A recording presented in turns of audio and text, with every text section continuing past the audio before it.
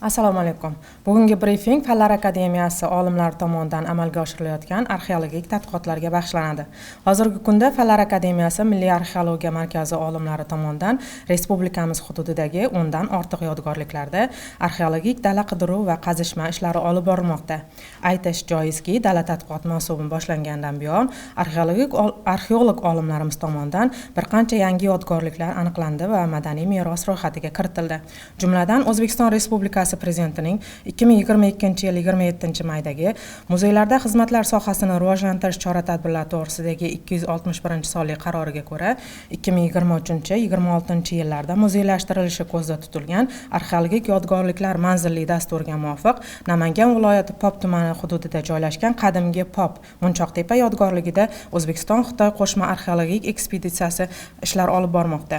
Tadqiqotlar jarayonida yodgorlikdan turli tipologik xususiyatlarga ega bo'lgan 6 ta yer osti sag'anasi, yakka va jamoaviy turdagi dafn inshootlari aniqlandi. Shuningdek, qazishmalar davomida ushbu sag'analardan qadimgi davrga oid dafn marosimlari bilan bevosita bog'liq bo'lgan sopol buyumlar, turli shakl va materiallardan yasalgan munchoqlar, mis tangalar hamda ko'zgular aniqlandi.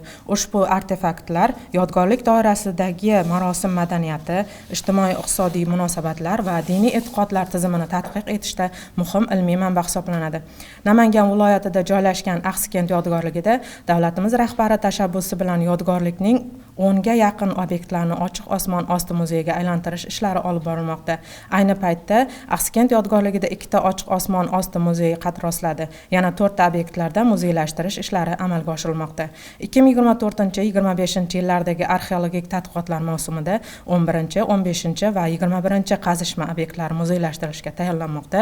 Ushbu obyektlarda asosan 10-13 asrlar boshlariga oid turar joylar, yer osti inshootlari va hunarmandchilik ustaxonalari qoldiqlari aniqlandi. Ochiq osmon ostidagi muzeyga aylantirilgan 9-obyektda Axsikent shahrining mudofaa devorlari shakllanish bosqichlari yaqqol ko'rinib turibdi. Bu yerda mahalliy va xorijlik mehmonlarga eramizdan avvalgi 3-asrdan o'rta asrlarga qadar davrma-davr tarkib topgan mudofaa devori namoyish etilmoqda. Shuningdek, muzeyga aylantirilayotgan 18-obyektda 13-asr boshlarida barpo etilgan mudofaa devorlari, turar joy va yer osti toza suv tizimi ko'rsatilsa, 11-obyektda mahobatli inshootlar bilan yer osti takxonalar namoyish etiladi.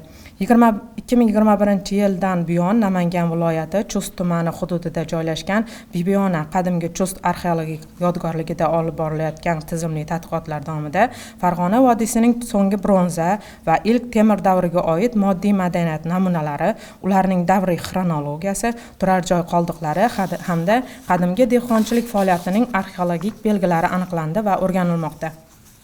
Yodgorlikdagi arxeologik qatlamlardan flotatsiya usuli yordamida arxeobotanik materiallar, kuygan o'simlik urug'lari, organik qoldiqlar va boshqa o'simlik asosli namunalar ajratib olindi.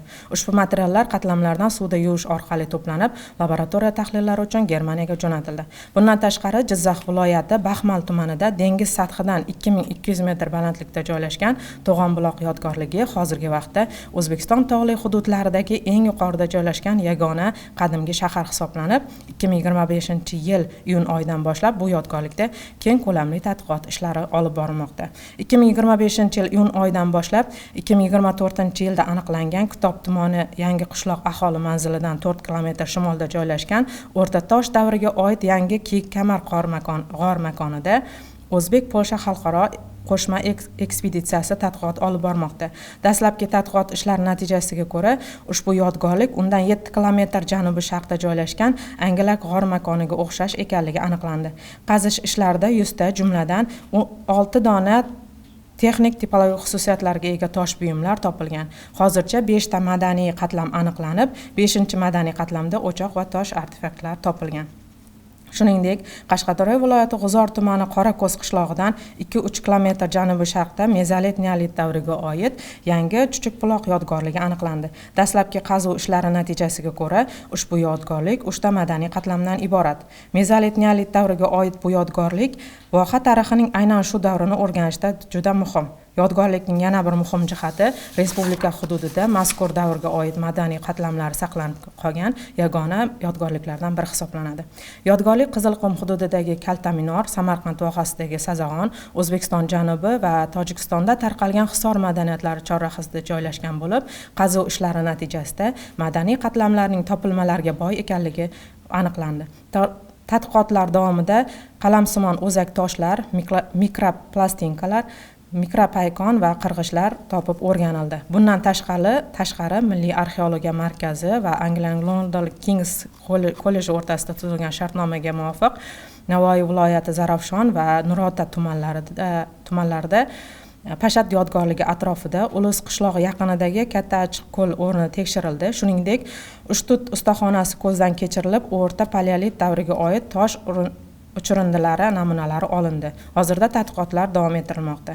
2024-yilda topib o'rganilgan Tunkat yodgorligining Shahriston qismidagi ustaxona o'rnida 2025-yil may oyida olib borilgan tadqiqotlar natijasida 12-asrga tegishli Tunkat dehqoni Muhammad ibn Mansur farmoniga ko'ra zarb etilgan mis tanga aniqlandi. Bu Tunkatda shu davrda zarbxona mavjud bo'lganligini tasdiqlovchi manba hisoblanadi.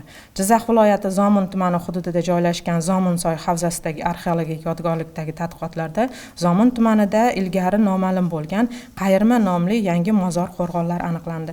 Izlanishlar davomida 10 ga yaqin qabr qo'rg'onlar o'rni aniqlanib, ulardan 3tasi qazib ochildi. O'rganilgan qabrlardan bittasi o'z davrida buzilmagan va yaxshi saqlangan bo'lib, unda inson skeleti va suvdon bor. Dastlabki xulosalarga ko'ra, ushbu mozor qo'rg'onlar so'nggi antik va ilk o'rta asrlarga oid bo'lishi taxmin qilinmoqda. Toshkent viloyati Ohangaron tumani Kandirsoy qishlog'i hududidan noyob arxeologik topilma milodiy 2-4 asrlarga oid qabr aniqlangan. Bu qishloq aholisi tomonidan tasodifan aniqlangan va hozirda Milliy arxeologiya markazi olimlari tomonidan o'rganilmoqda. Qabr ichida bir erkak va ayol dafn qilingan bo'lib, erkak skeletining son suyaklari orasida silliqlangan tosh buyum joylashtirilgan. Skeletlar yonidan 2ta sopol ko'za ham topilgan. Dastlabki taxminlarga ko'ra, ko'zalar ichida sut mahsulotlari saqlangan bo'lishi mumkin. Ushbu topilmalar shakli, yasalish uslubi, dafn marosimi odatlari bilan Toshkent vohasida keng tarqalgan qovunchi arxeologik madaniyatiga mansub. Xulosa qilib aytish mumkinki, Fanlar akademiyasi Milliy arxeologiya markazi arxeologlari tomonidan 2025-yil 1-choragida respublikamiz bo'ylab 10dan ortiq arxeologik tadqiqotlar olib borilayotgan bo'lib, paleolit davridan rivojlangan o'rta davrlarga qadar bo'lgan davrlarni o'zida jamlagan tarixiy jarayonda qadimgi aholining turmush tarzi, xo'jaligi, madaniyati haqida yangi ma'lumotlar qo'lga kiritilmoqda.